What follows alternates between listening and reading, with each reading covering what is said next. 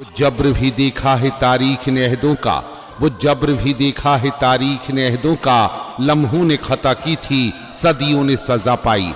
आपकी एक छोटी सी गलती आपको पछताने पर मजबूर कर सकती है, हाथ मलने पर मजबूर कर सकती है।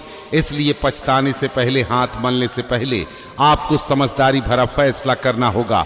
चुनना होगा उसे जो नेक हो, कर्मठ हो, ईमानदार हो, सच्चा हो, वफादार हो, आपकी सेवा के लिए तैयार हो। तमाम जागरूक मतदाता भाई और बहनों, इस बार तैयारी कर लीजिए, क्योंकि सोच समझकर अपने मताधिकार का प्रयोग करते हुए आपको चाहिए एक ऐसा नेक, कर्मठ, ईमानदार और सच्चा समाज सेवक जो आपकी सेवा करे, आपको हक अधिकार दिलाए। तो इस बार के चुनाव में किसी के बहकावे में नहीं आना है और नए युग की शुरुआत करनी है। नागेंद्र प्रसाद भैया जिंदाबाद, फतेहपुर पंचायत के जनता जिंदाबाद, फतेहपुर पंचायत के जनता जिंदाबाद, हमारी एकता जिंदाबाद, हमारी एकता जिंदाबाद। Recording by Bajrang studio Gyaspur. होई हमसे बकवा चाचा चाची रहू रे चरण के हो, चाचा चाची रहू रे चरण के हो।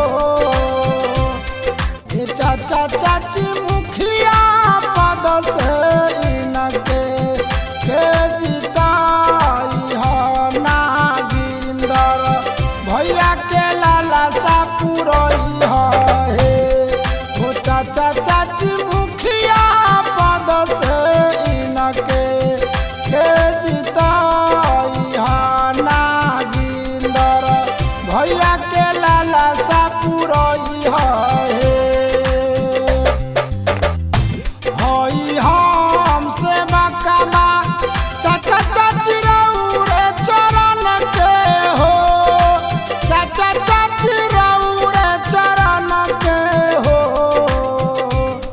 ये चाचा चाची मुखिया पद से इनके के जिताई हो नागिंदर भैया के लाला सा पुरई हे। ओ चाचा चाची मुखिया पद से इनके के जिताई हो नागिंदर भैया के लाला सा पुरई हे। नागेंद्र प्रसाद भैया जिंदाबाद, फतेहपुर पंचायत के जनता जिंदाबाद, फतेहपुर पंचायत के जनता जिंदाबाद, हमारी एकता जिंदाबाद, हमारी एकता जिंदाबाद। अपना नागेंद्र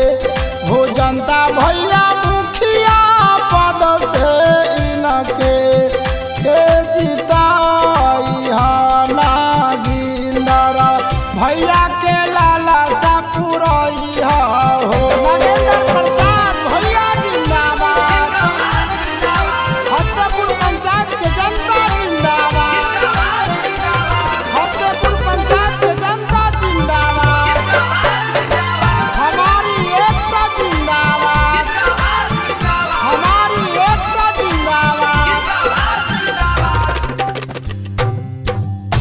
फतेहपुर पंचायत तो के मजदूर किसानवा हो सुना सुना जनता महानवा हो